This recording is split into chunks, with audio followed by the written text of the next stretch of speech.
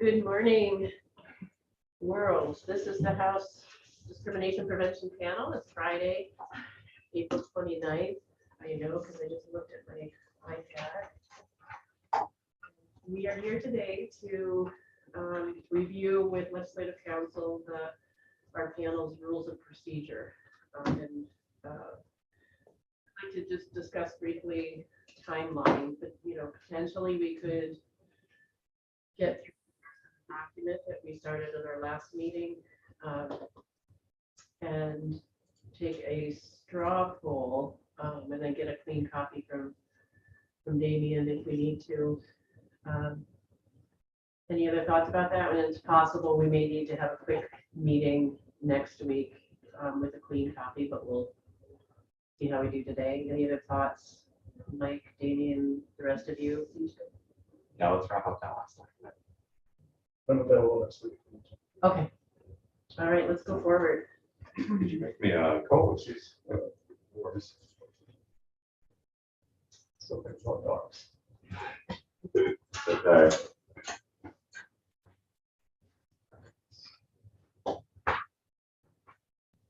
Okay, so for the record, Damien Leonard, Legislative Council. I've just pulled up on the screen the draft here that I've made changes based on our conversation last week, and then we can keep working through it. So first page here, just under the definition of panel staff, I've noted as well as outside counsel or investigators retained by the panel.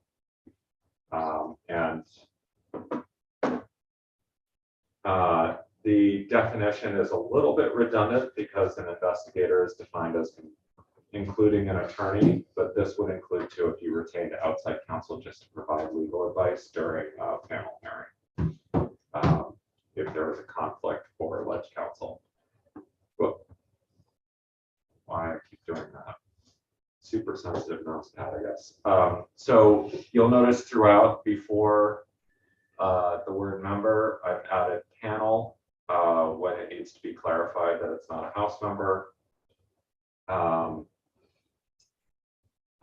On page 2 here, this is for the informal contact with the panel. The panel shall work in consultation with the Office of Legislative Human Resources or the Office of Legislative Counsel or both in determining how to proceed with respect to any incident or conduct that is brought to the panel's attention pursuant to this section. So this is basically when you have you're informally notified of behavior and potentially the individual does not want to proceed with an informal or formal complaint, but for whatever reason, it could be that you're aware of past instances of the same sort of behavior from the individual, or the behavior was serious enough that it needs to be addressed.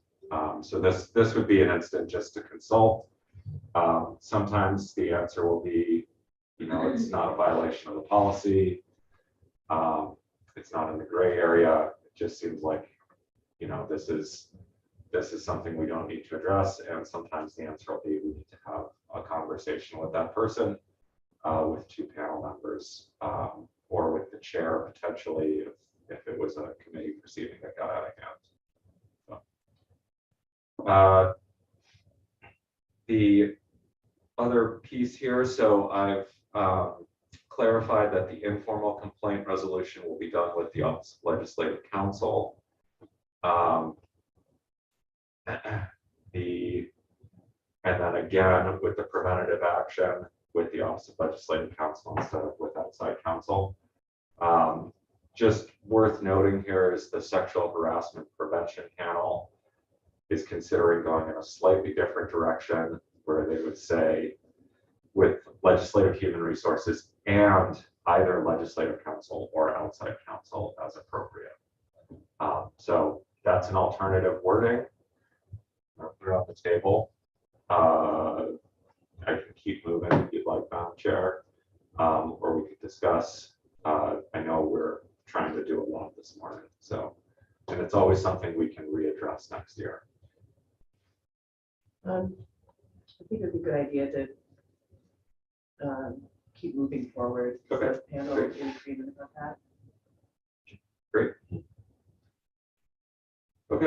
The next here, the preliminary review of formal complaints and the response. So this is probably the biggest change in the draft.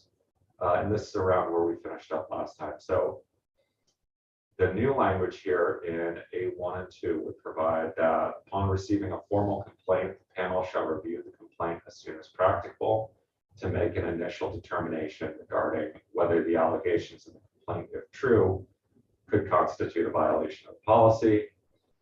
Panel shall consult with the Office of Legislative Human Resources or alleged counsel or both in making an initial determination. If it looks like if the panel determines that the allegations in the complaint, if true, could constitute a violation, then you send a copy of the complaint to the respondent and ask them to respond. But if there are no allegations that could constitute a violation of the policy, then you can dismiss the complaint without having to go through the response process. So this speeds up when you get a complaint where say all of the allegations are behavior that are about behavior that occurred either before the individual was a member or completely outside of the legislative session, or perhaps it's not actually something that would violate the policy. In all of those instances, at this point, you could dismiss the complaint without having to require the individual to respond. Question about and notify all parties if up to that point the person who the allegation is made about wouldn't know, correct? So would we want to notify them that we dismissed something they didn't know about? That is a decision for the panel. My thinking in putting it in there is that it's worthwhile to let the individual know that a complaint was filed and that it was dismissed. And that at least lets them be aware that, there was a complaint made.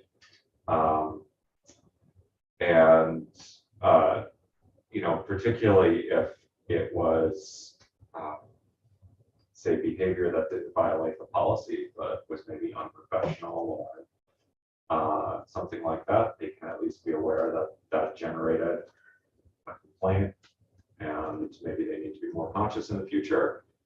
Or alternatively, at least they know that, this process happens so that, let's say, for example, someone, comes up to them and says, hey, I filed a complaint against you, but they dismissed it and the individual had no idea.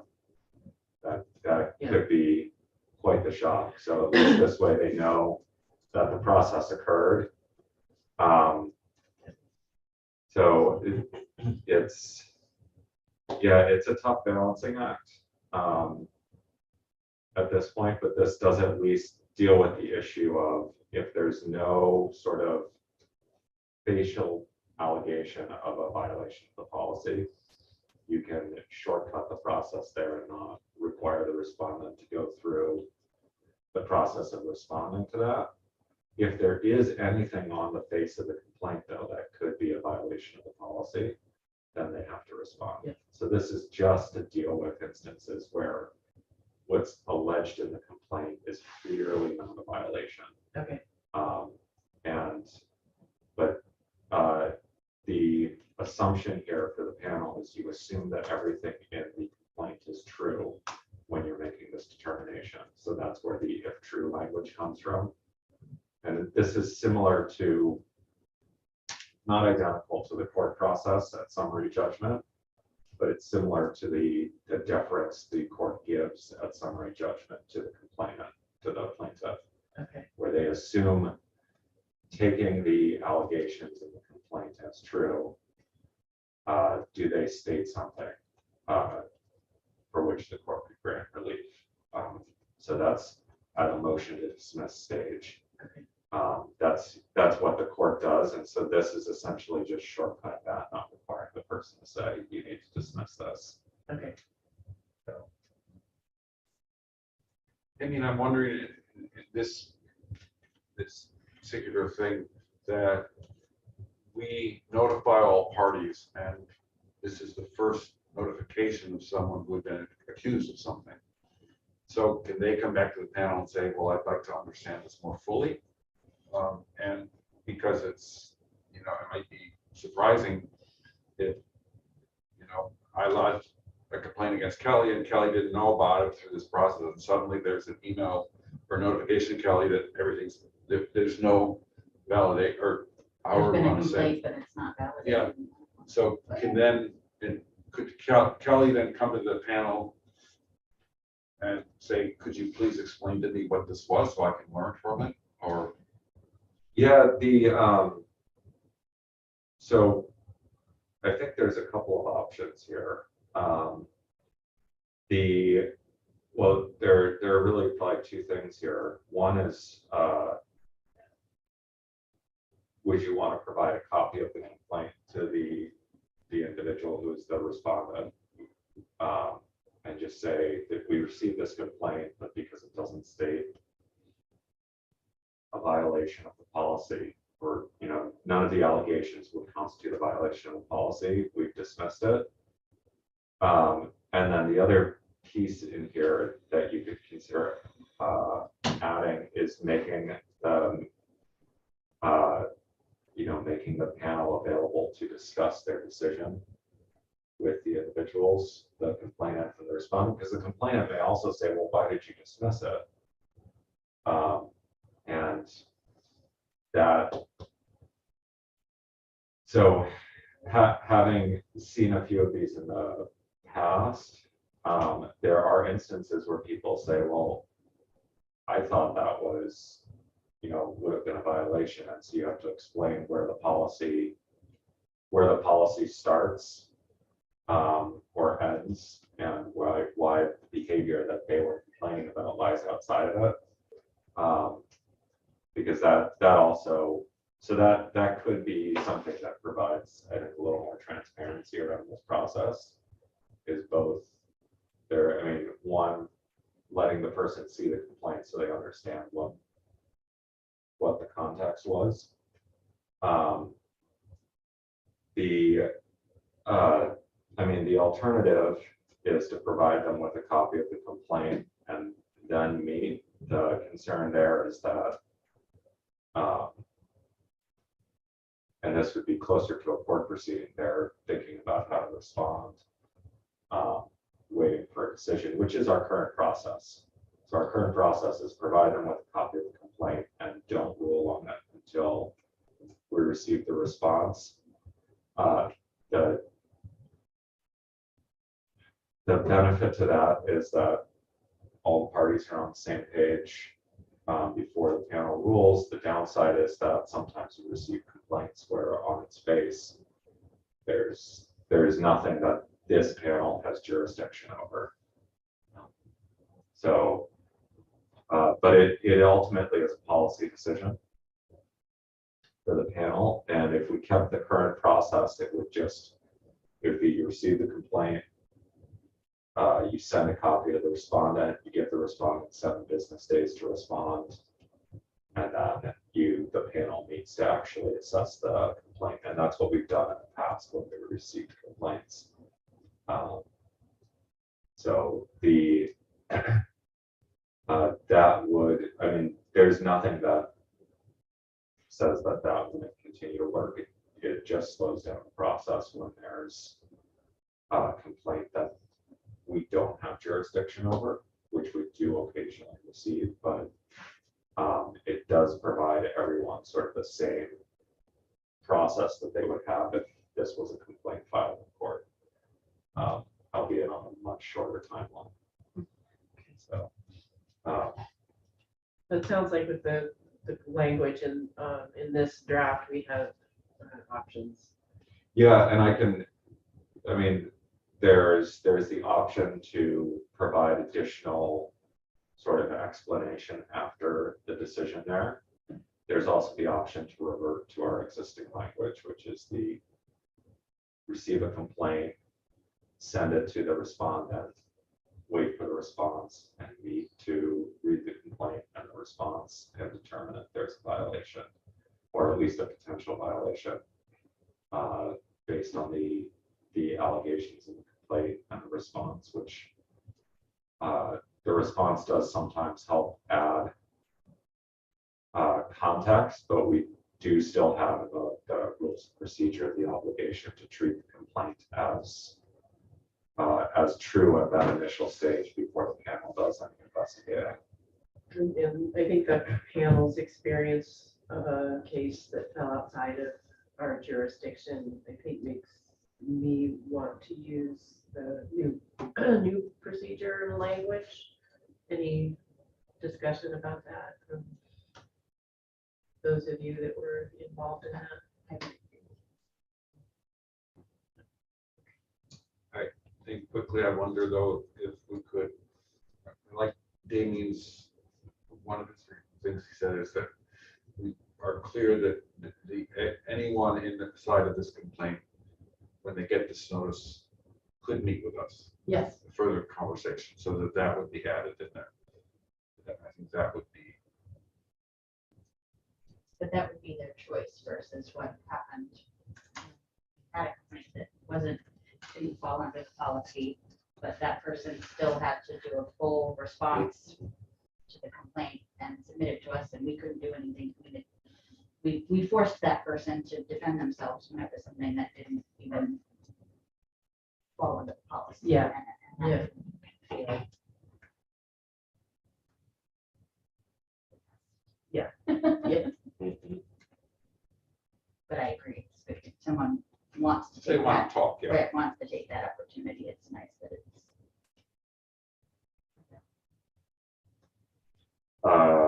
To discuss the reasons for the panel's decision.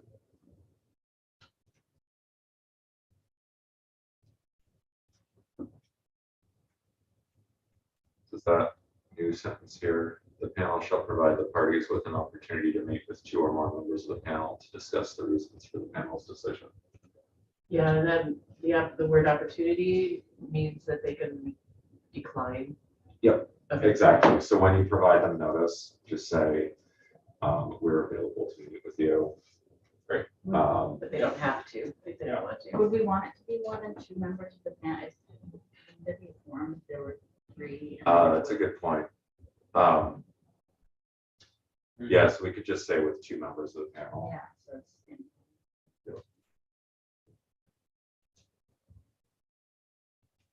Good point.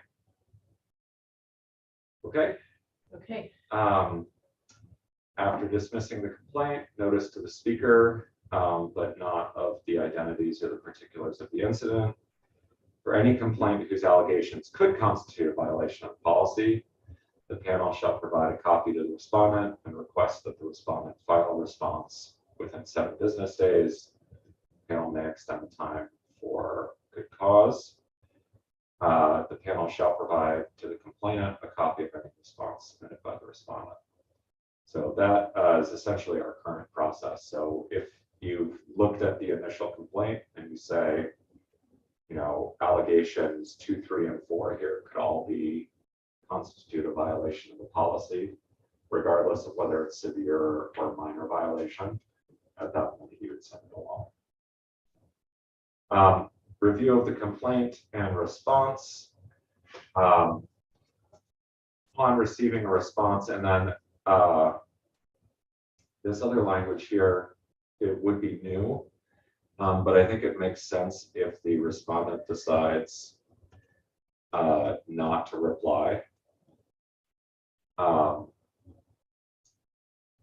So it's basically if the 7 business days elapse and there's no word from the respondent, they haven't requested an extension, this would allow the panel to meet instead of having to wait for the respondent to actually respond if they've chosen not to. Okay.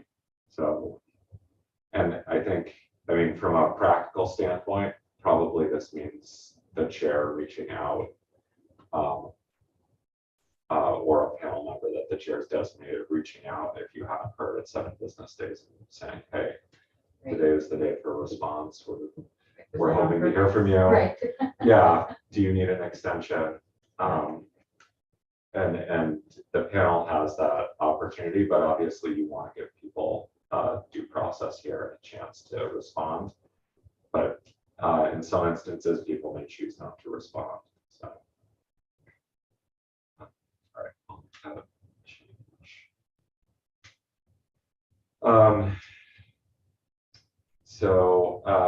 Review of complaint and response as soon as practicable, and determine whether the allegations, again, in the complaint of true could constitute a violation of policy. The panel shall consult with the Office of Legislative Human Resources or the Office of Legislative Counsel or both in making a determination under this subsection. And the chair shall request copies of prior complaints made against the respondent to determine if a pattern of conduct in violation of the policy exists. So this is basically the sort of initial point to determine, do we need to continue with an investigation here? Do we need to, what's our next steps based on the response? Is there anything that changes our assessment of the complaint, of the initial complaint?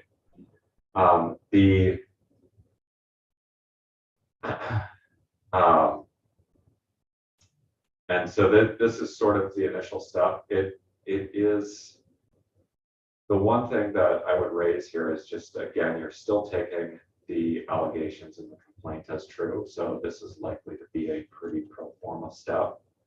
If you struck that language, it would allow you to give more weight to the respondent. But at this point, without further investigation, that may or may not be a step you want to take. But sometimes what you may see here is that the response provides context to the complaint that changes the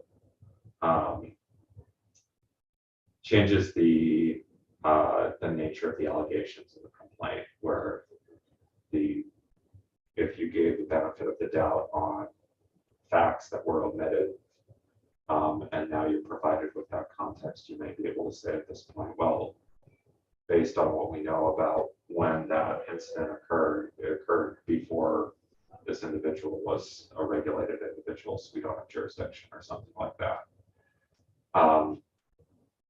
That could lead you to change your determination from earlier, but I think that would be pretty rare at this point. Wonder if we just edit out if true, right? Whether the allegation of the complaint constitute a violation of the policy. Doesn't really change the meaning of it, but if we're saying that if the initial thing is that we are to take every complaint as if true. Yep, and then at this point, you've got a response.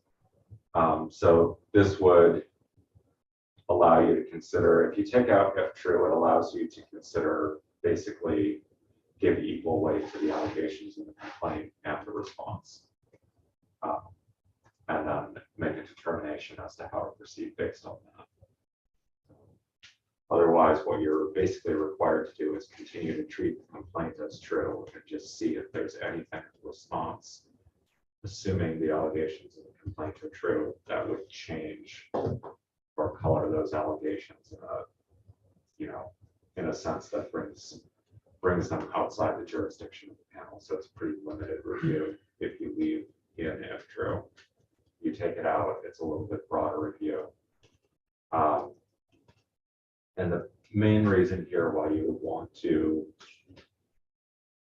continue doing this in consultation with Ledge Counsel and Ledge Human Resources is because of the just to have a second set of eyes saying there's the potential for X or Y, we should do an investigation, we should pursue this further.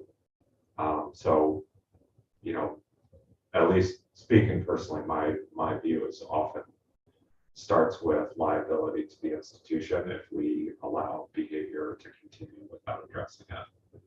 So, but yeah, so that. Any discussion, other thoughts on the if true? Based on what Damien said, I would say leave the if true. Keeps it some narrower scope and it doesn't open us up to looking at more. I think.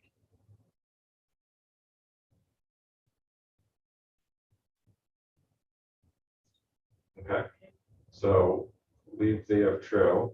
And so again, you're the same as before, except now if the allegations in the complaint would still constitute a violation of the policy of true, you proceed directly to an investigation. And this is all existing language from our current rules, just sort of renumbered. So again, if there are no allegations that could constitute a violation of the policy, dismiss it, notify the parties. After dismissing the complaint, the chair shall notify the speaker.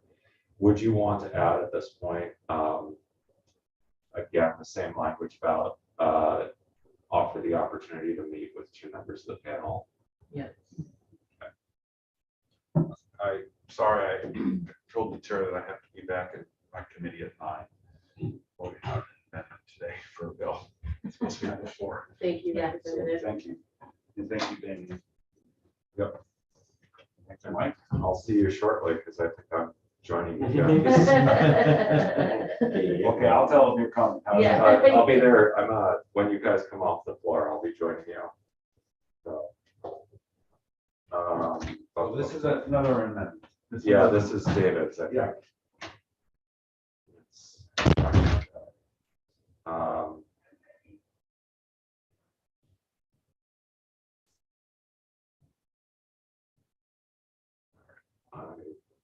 Oops, yeah, I went too far, I'm sorry.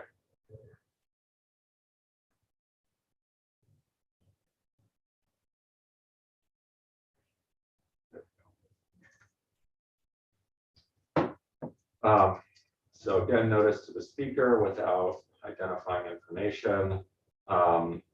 C provides that if the matters in the complaint relate to a matter that's an issue of pending criminal proceeding, you can choose to table it until the criminal proceeding is dismissed or a decision no longer subject to appeal has been issued. That would be a big discussion because that could potentially be years.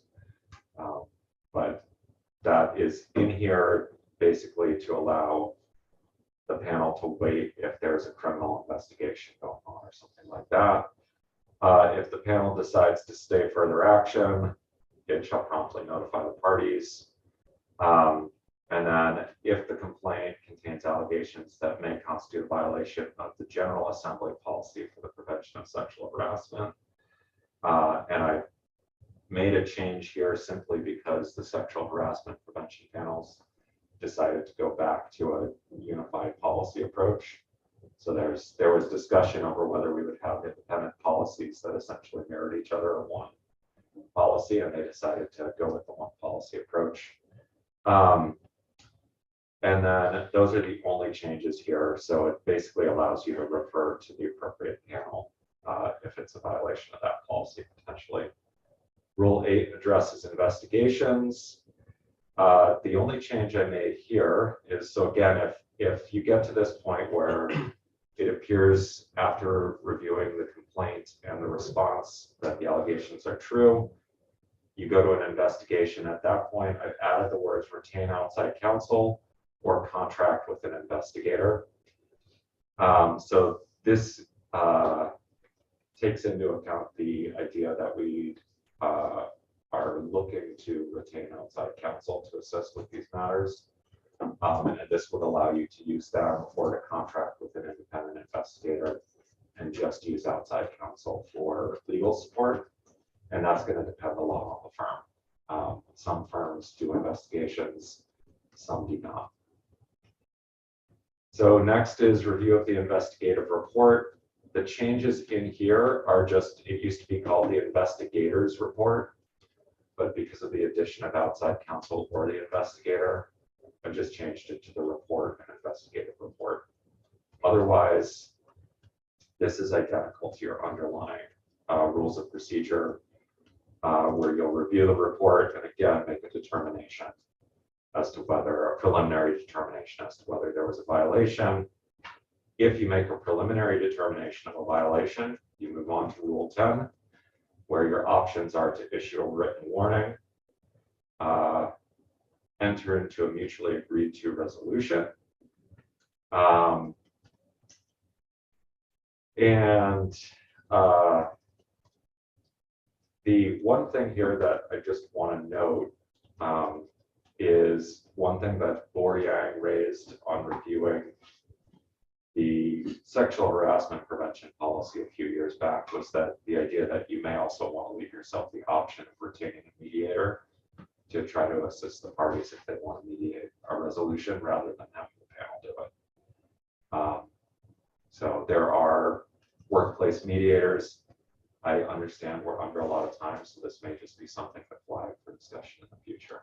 I like that, both of those ideas.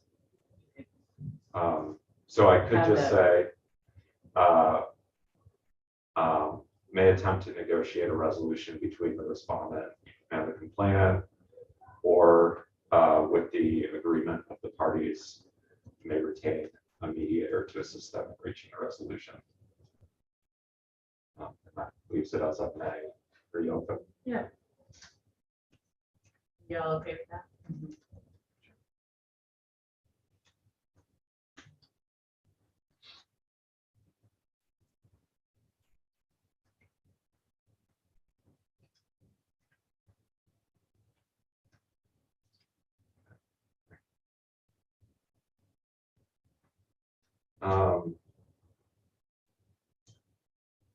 Okay, so again, there's notice to the speaker, but not of the particulars there. And then the final option is draft and present charges and set the matter for a hearing. And at that point, there would be notice to the speaker of the actual incident and that the panel drafted charges, but not the identities of the parties. And this is probably the most serious instances here. This is where I bring in the conflict of interest rule, which is identical to the underlying policy. If you're a party to the complaint, you cannot participate in panel proceedings or discussions for obvious reasons.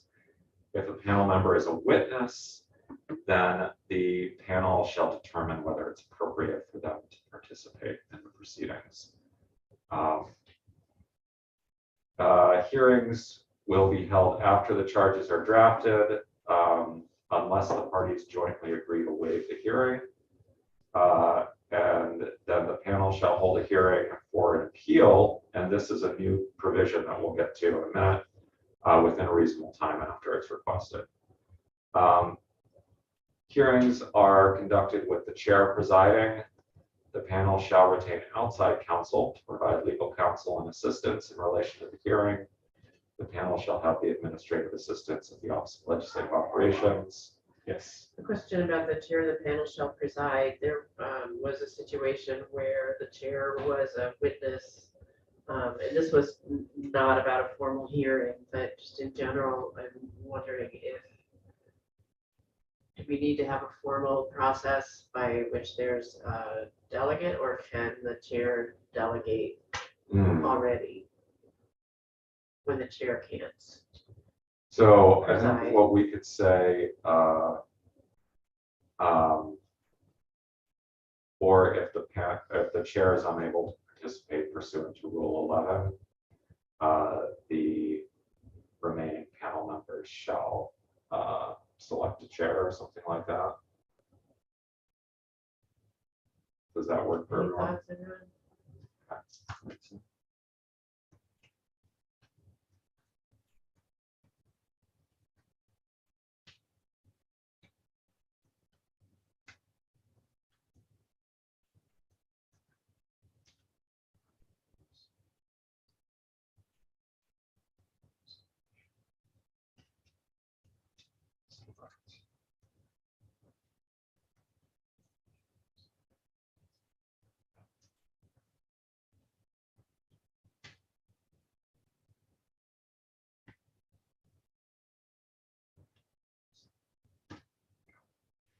Okay, administrative assistance of ledge operations.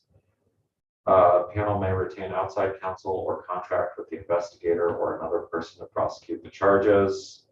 That person shall present the report to the panel and may present evidence, call and question witnesses, and present arguments. Not bound by the Vermont Rules of Evidence. May admit any evidence that the panel considers reliable, material, and relevant. Chair makes evidentiary rulings, but the majority of the panel can overrule the chair. Burden of proof is clear and convincing evidence. We discussed this when we updated our policy before. So this is the intermediate standard of proof. It's more that a preponderance of the evidence, but it's not beyond a reasonable doubt. So the parties have the rights, the same rights as under the existing policy.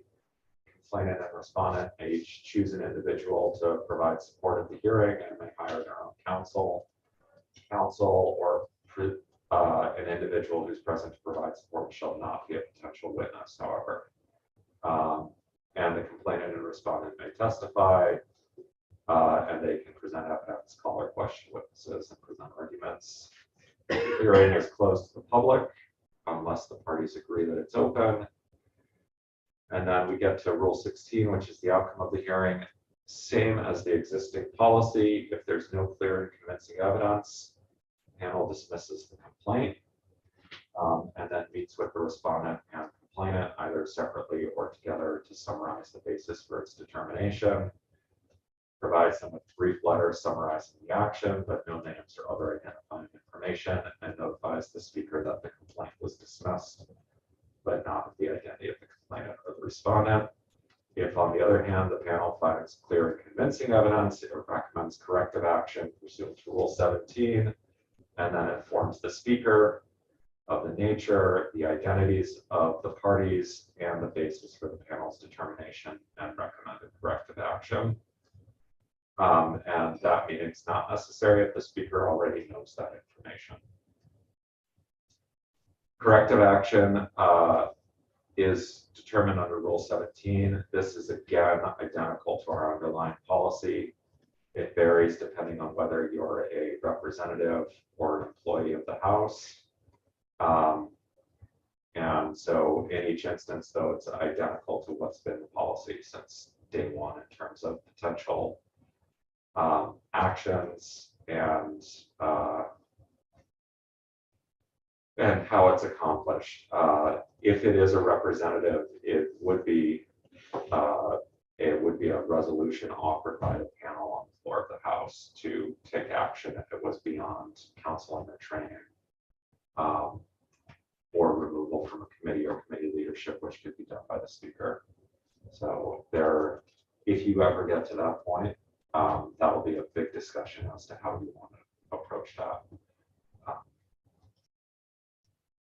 The public statement is just like under the existing policy. It's issued if it's a publicly noticeable corrective action, such as removal from a committee, censure or expulsion, or censure or removal of the House clerk, or demotion or termination of another employee. Time period is as soon as reasonably possible for all actions. And then confidentiality, again, just like under the existing policy, the panel is required to keep confidential any information obtained and all records produced or acquired in accordance with the policy, except to the extent necessary to basically carry out your actions under the policy.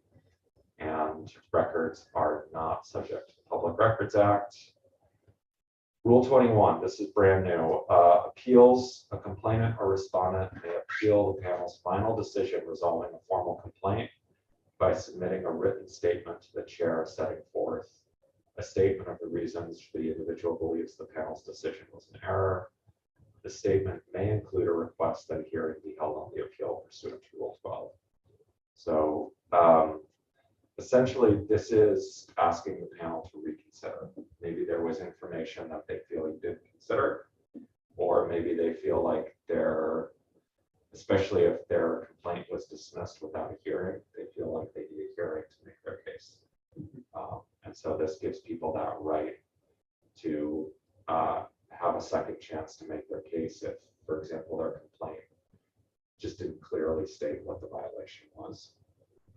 They can do a better job in person, and this gives them that opportunity rather than the old policy where every decision was final. So that this is a question though for you. Do you want to provide this right under the policy? So Does the sexual harassment? I believe that they are considering the same thing at this point. Question. So they're meeting right now at the exact same time, going over the exact same, well, very similar language. I think it would be helpful to, I think I like adding this, especially allowing someone to have an opportunity for a hearing if there wasn't one. Okay. All right, well, I think Everyone else okay with that? if the panel's okay with that, then we have rules of procedure. I can clean it up, get the last few changes edited, and then we could just have a short meeting at some point to vote it. Assuming that you want to do that. Yes. Straw poll now, we have a quorum. Just having reviewed all of the changes we made. Everyone good with the changes so far?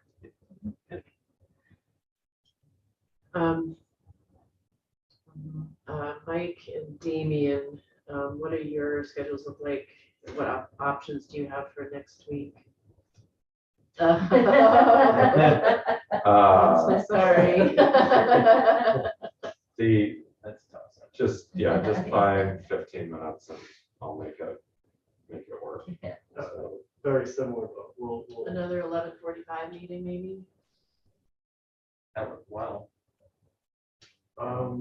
everything but Friday, 11:45 is okay. Wednesday, Wednesday, 11:45. just double check.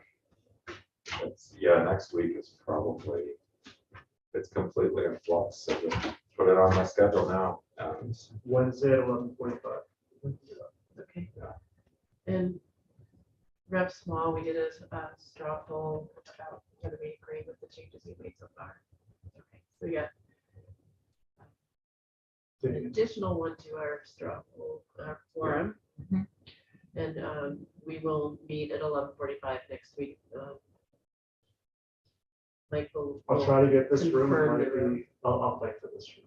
Okay. It's just easier for me.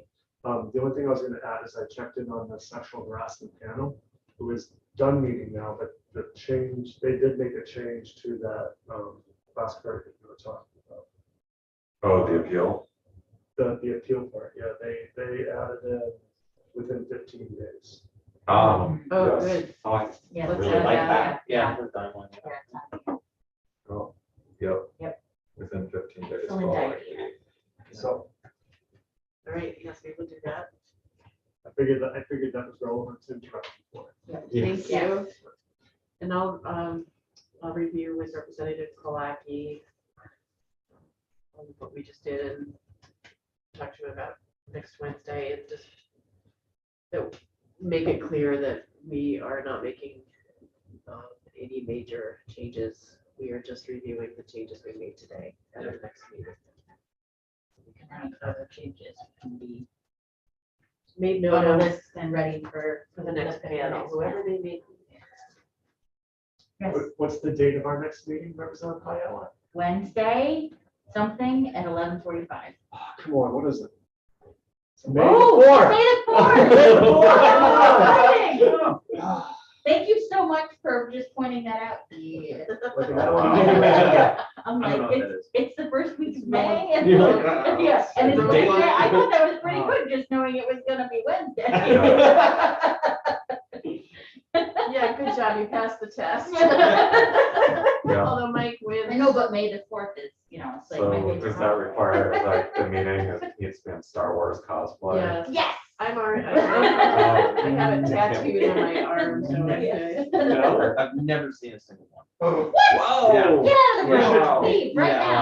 We Well, should go maybe on not YouTube to before this. That's probably what we should do We should go instead on is YouTube. watch them. Yeah. Yes. Yeah. No. Yeah. Oh, yeah. Let's adjourn the meeting.